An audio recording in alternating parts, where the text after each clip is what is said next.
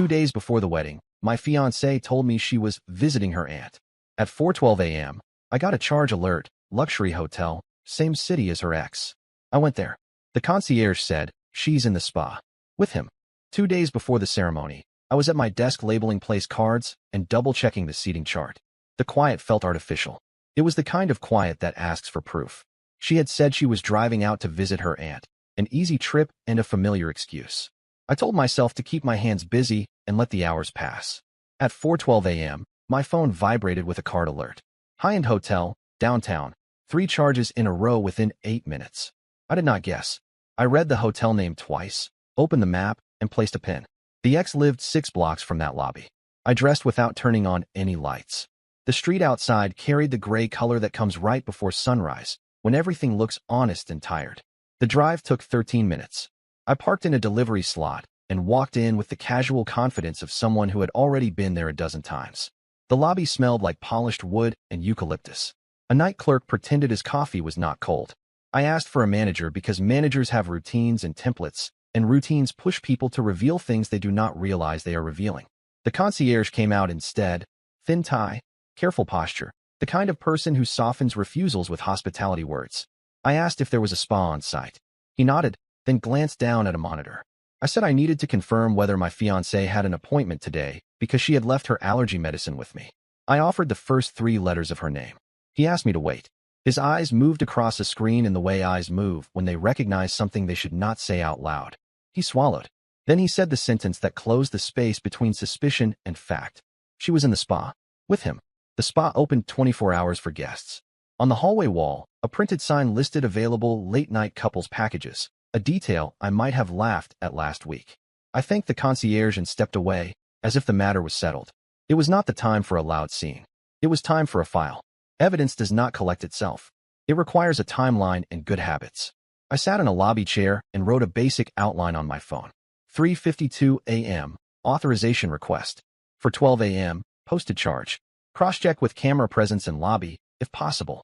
Cross-check with rideshare logs. She had left earlier claiming the drive would take 3 hours because she would avoid the highway. She preferred to decorate excuses with extra details. I opened our shared budgeting app and tapped the hotel entry to see the merchant category code, then saved a screenshot. The app timestamped the authorization to the minute. I marked the second and third charges as probable spa add-ons, based on the amounts. I phoned the number listed for the spa from the lobby couch. A recorded message confirmed the overnight desk and said walk-ins could check availability at the counter. That told me their traffic was low enough at this hour to know names. I lowered the phone and watched the elevator. At 4:21, a tall guy in a robe and hotel slippers walked across the carpet carrying a paper water cup. I recognized the shoulders and haircut from photos I had pretended not to study when she swore their history had cooled into something ordinary. He did not look around. He took the turn toward the spa, pushing the frosted glass door with the lazy entitlement of someone used to service. I took a photo of the hallway clock that read 4:22 and a second photo of the frosted door with the spa logo. I made sure the angles were level. Every photo that looks accidental becomes easier to dismiss.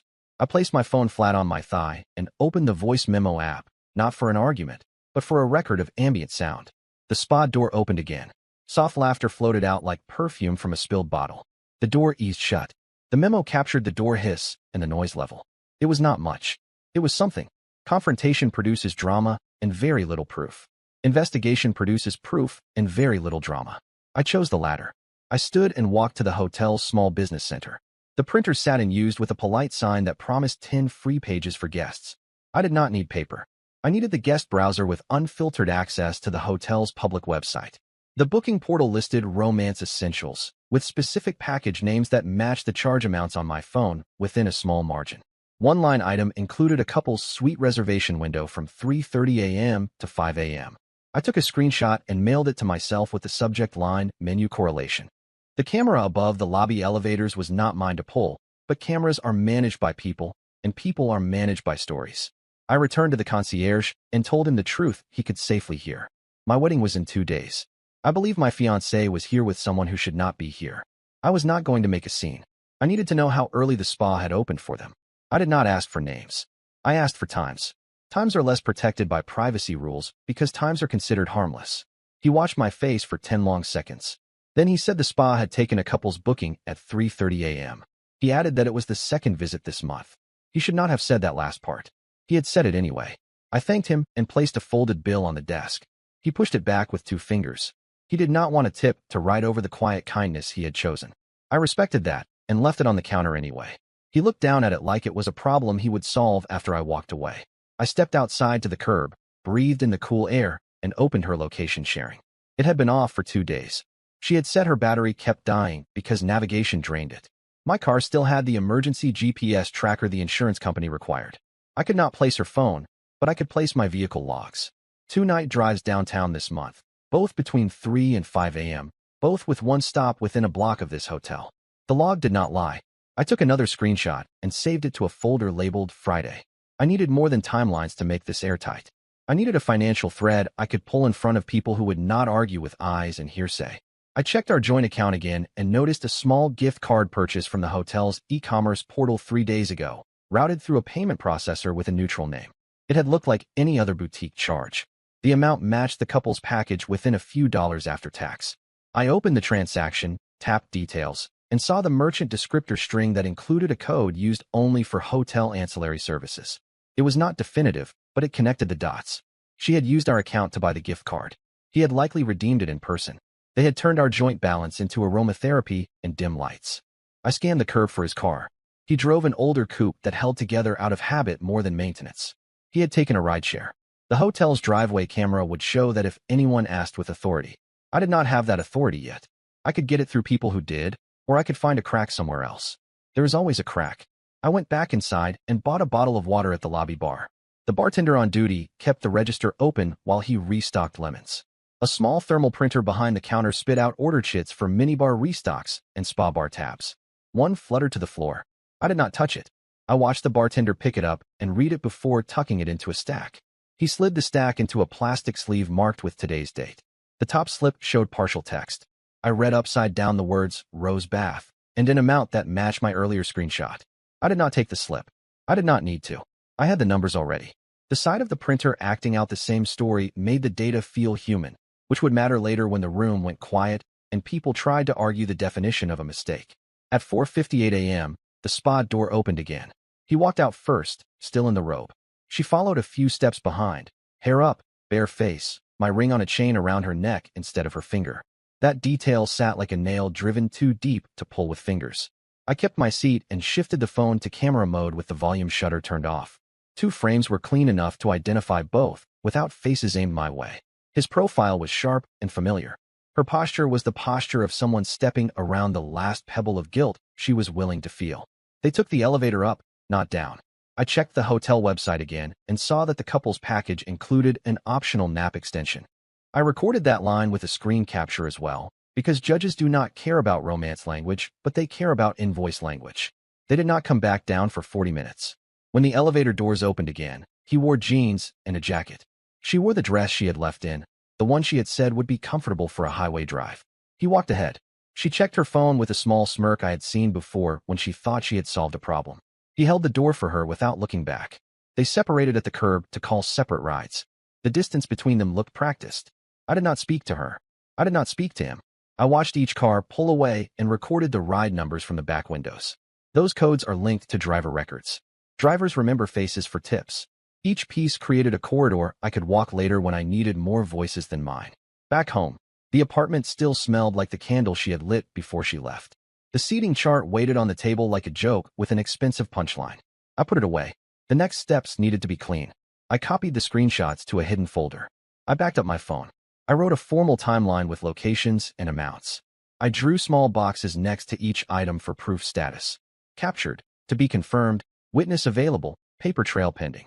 Lines that had felt like a panic attack at 4:12 a.m. now looked like a spreadsheet. The line at the bottom said what mattered most. I had enough to stop the wedding without doubt. I wanted more than a stoppage. I wanted the truth to reveal itself with no room for a rewrite. Before sleeping, I called her aunt. She answered on the second ring. The voice sounded groggy, but clear enough to know she had not hosted anyone. She said she had not seen my fiancé in months. She asked if something was wrong. I said the schedule had changed and I would call later. I ended the call and added the time and her words to the timeline. The air felt colder. Cold was useful. Cold makes plans that hold. By the time the sky turned bright, I had an outline for the day. Verify rideshare drop-offs through driver outreach. Confirm the gift card redemption through a polite email to the hotel asking whether a misplaced confirmation number could be resent, attached to my card digits, framed as a receipt request for expense documentation. Visit the jeweler to resize the ring back to its original purchase diameter and ask for a time-stamped inspection note. People pay attention to documents, and documents do not blush. The part one had not planned arrived as I walked to the sink with the ring box. When I opened it, the velvet cradle was empty. She had left with the ring on a chain and had not returned it to its home. I checked the vanity tray and the bowl where she tossed earrings. Nothing. The loss was not sentimental. It was tactical. If she had moved the ring to a chain days ago, she had been preparing a variation on her story. She would say the ring had felt loose. She would say she had wanted to keep it close to her heart. She would use that line to dress up a midnight spa with a man she had called a closed chapter. My plan needed to anticipate that line and cut it short.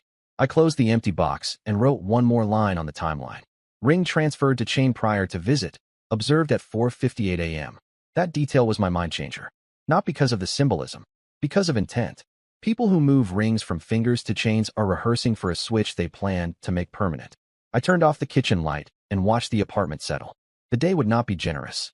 It would be useful. I was ready for useful. By mid-morning, the city had moved into its weekday rhythm, and I was already 3 steps ahead of hers. Marina would be sleeping in, that much I could predict. The spa's nap extension ended at 6 a.m., which meant she probably didn't get home before sunrise. I kept my phone volume low in case she texted. She didn't. That told me she was either waiting to see if I had noticed her absence or she thought she had pulled it off without raising suspicion. Both options worked in my favor. The first move was to trace her rideshare from the hotel. I had noted the trip ID number off the car sticker. A quick search led me to the driver's name through a rideshare help forum I'd used in a past dispute. Drivers rarely refuse to talk when you open with the right tone. Curious, polite, and slightly confused, as if you're trying to track down a misplaced bag. I sent him a message explaining I believed a passenger might have left something valuable in his back seat and asked when and where he had picked her up. He replied in under 10 minutes. 4:59 a.m., downtown hotel, drop off at a residential street in the next borough over. The location wasn't ours. That meant she didn't even come home after the hotel. I marked the address and cross-referenced it with the ex's known hangouts. It wasn't his apartment, but it was only 3 blocks away. Likely a friend of his or a short-term rental. The second move was financial. The gift card purchase I had flagged the night before had been processed through the hotel's payment system. That meant it would be logged against a specific booking reference number. I emailed the hotel's accounting department, saying I needed a receipt for reimbursement purposes and attached a partial card number. I claimed I'd misplaced the confirmation email. Within an hour, a polite front desk staffer sent back a PDF receipt, complete with a note. Couple's moonlight retreat, redeemed on-site at 3:34 a.m., April 12th. That timestamp sat neatly in my growing chain of evidence. The third move was more delicate, her phone records. She wasn't careless enough to leave her phone lying around unlocked anymore, but I still had access to our shared phone bill. A login later, I was staring at a month's worth of call and text history. His number appeared 19 times in the past 3 weeks, with several calls stretching past an hour, always between midnight and 2 in the morning. There were also short bursts of calls in the afternoons, followed by gaps of silence. Those gaps lined up with the times she claimed she was at dress fittings or running errands. I downloaded the entire CSV and tucked it into the folder I now had labeled Wedding, Private. Her alibi about visiting her aunt had already been broken in part 1, but I wanted to see what she would tell me today. Around noon, she sent a single text. Just got back, exhausted. Going to rest. We still on for the caterer at 3? I told her yes, keeping my tone neutral. The less she suspected, the more she'd keep moving into my net. The next layer came from following her movements again. I parked 2 streets over from her building in my neighbor's old hatchback, the kind of car no one notices. At 2:15 p.m., she left in casual clothes and headed not toward the caterer, but toward a small cafe tucked near the edge of the business district. I stayed far enough back to blend with the foot traffic. Inside, she joined a woman I recognized as her co-worker from the design firm, one who had a reputation for knowing too much about everyone. I slid into a corner seat with a view, but without catching their eyes. What I caught instead was tone and body language. Marina leaned forward, lowered her voice, and smirked in a way that didn't belong to any conversation about floral arrangements. I couldn't hear every word, but I caught phrases, "He'll be fine, not forever, just until something better lines up." The coworker laughed, covering her mouth. Marina added something about making it work for now and keeping him happy until it's time.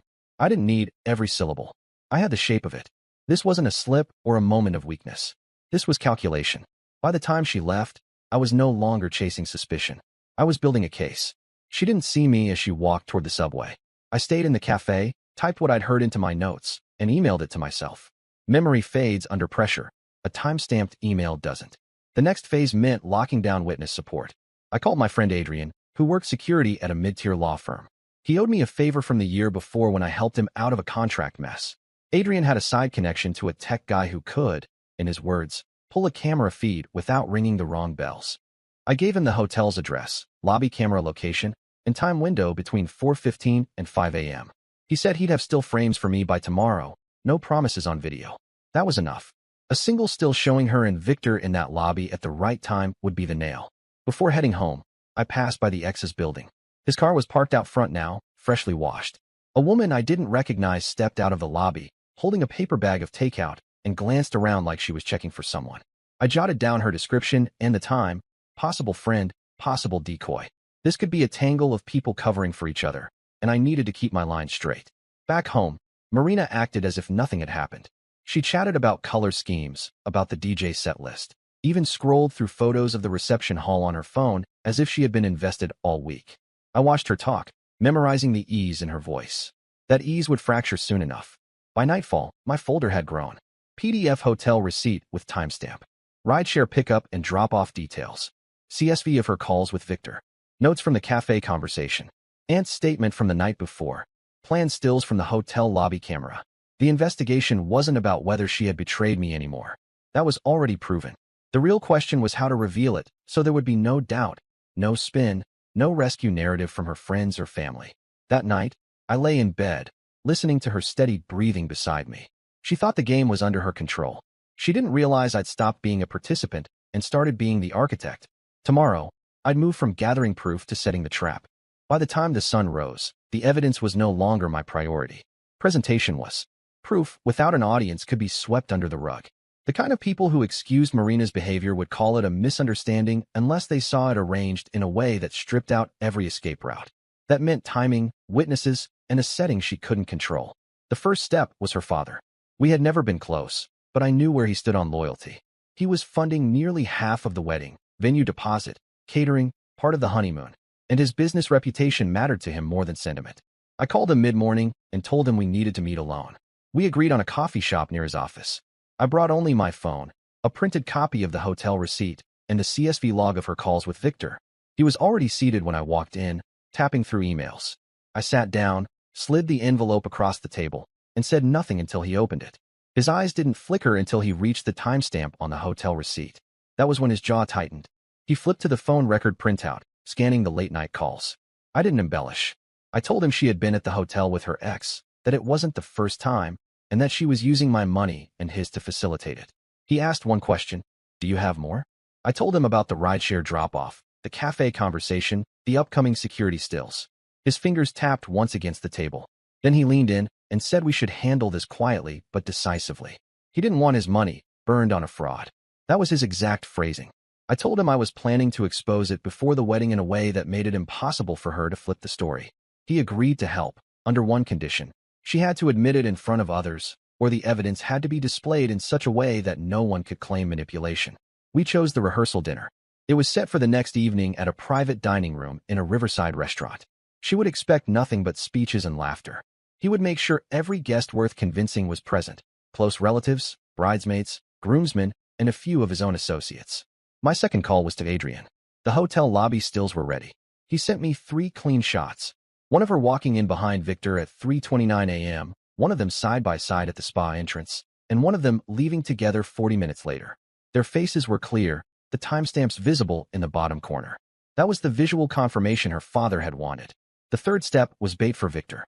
I needed him in the same room as her when the truth came out. A direct invite would spook him, so I had to use a pretext. Through a mutual acquaintance, an old college friend of mine who once played poker with him, I arranged for Victor to think he was meeting someone at the same restaurant about a potential freelance consulting opportunity. It was vague enough to get him to show up, but official enough to make him dress well and arrive on time. The meeting was set for the exact hour of the rehearsal dinner. To ensure he walked into our section, I asked the maitre d' to seat him there by mistake, before his supposed meeting. The restaurant's layout made this easy. The private dining area had a single entry from the main floor. He would walk in expecting to see his contact and instead see Marina, dressed for the rehearsal, surrounded by family, under the gaze of her father. While those arrangements clicked into place, I added a silent weapon, the slideshow. Marina had insisted on a photo montage for the dinner.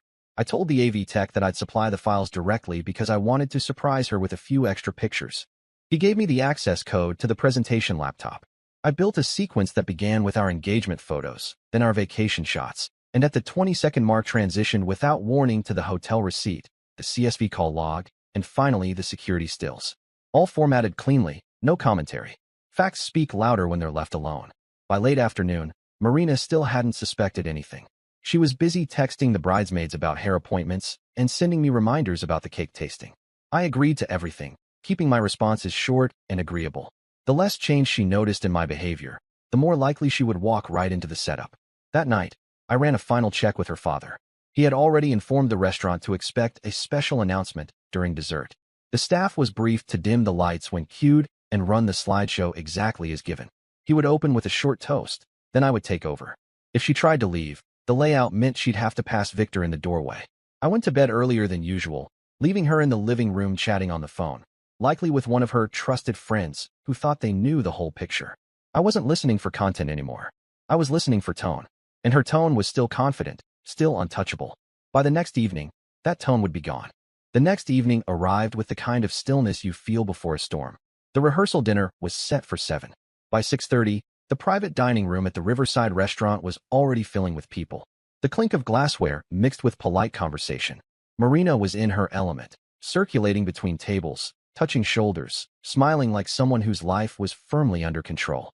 Her father arrived precisely at 6:50, nodded to me once, and headed to speak with the maitre d'. That was my signal everything was ready. In the corner, the AV tech had the slideshow queued. The restaurant staff moved with an unspoken awareness. Plates being placed, wine poured, lights adjusted just slightly dimmer than usual. At 7:05, the door opened, and Victor stepped in. He was dressed in a dark jacket, looking around for his supposed contact. The maitre d', right on cue, guided him toward our section, gesturing to a seat near the far side of the long table. He caught sight of Marina before she saw him. He hesitated mid-step, but the sight of her father standing near the head of the table froze him. There was no easy exit without making a scene.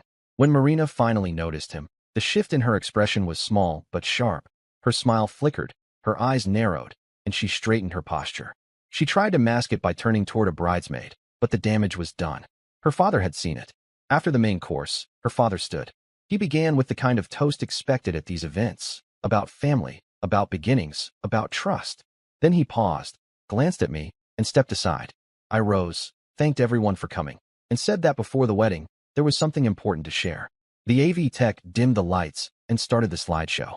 The first images were harmless: vacations, celebrations, laughing moments. People smiled. Marina kept her hands folded neatly in her lap. Then the next slide appeared, the hotel receipt, clear as print on a contract, timestamp visible. Murmurs began immediately.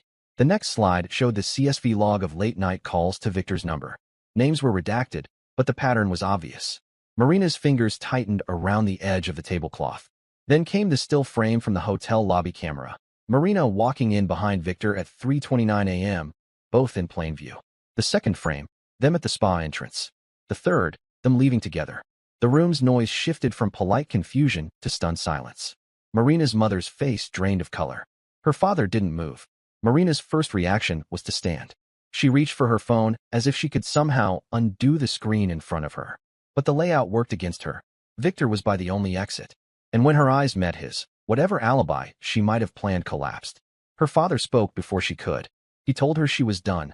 No more wedding, no more funding, no more access to the accounts he'd been covering for her. He turned to Victor and told him to leave before the police became involved for the unauthorized withdrawals from the joint account. Victor swore under his breath and left without looking back. Marina tried to speak to her father, but he cut her off and walked out as well, telling her she could collect her belongings from his house by the weekend. The guests began to leave in clusters, avoiding her.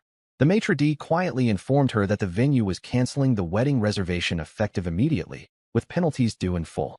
Since her father was no longer covering it, the cost was hers alone. I didn't raise my voice. I didn't need to. I thanked the remaining guests for coming, stepped away from the table, and left her standing in the middle of the room with no ring, no venue, no fiancé, no financial lifeline. By the next morning, word had spread. The bridesmaids group chat was silent except for one message from her closest friend, asking how she planned to cover the penalties and whether she'd found a place to stay. She hadn't. She sent me a single text later that day. "You didn't have to do it like that." I didn't reply. The facts were public, the money trail was documented, and the people she relied on for cover had seen everything themselves. There was nothing left for her to twist. The wedding had been erased, but the record was permanent. And that's the story. If you're still here, that means you're one of us. So go ahead, hit that subscribe button. I drop new chaos every single day, and trust me, tomorrow's story, it's even worse than this one.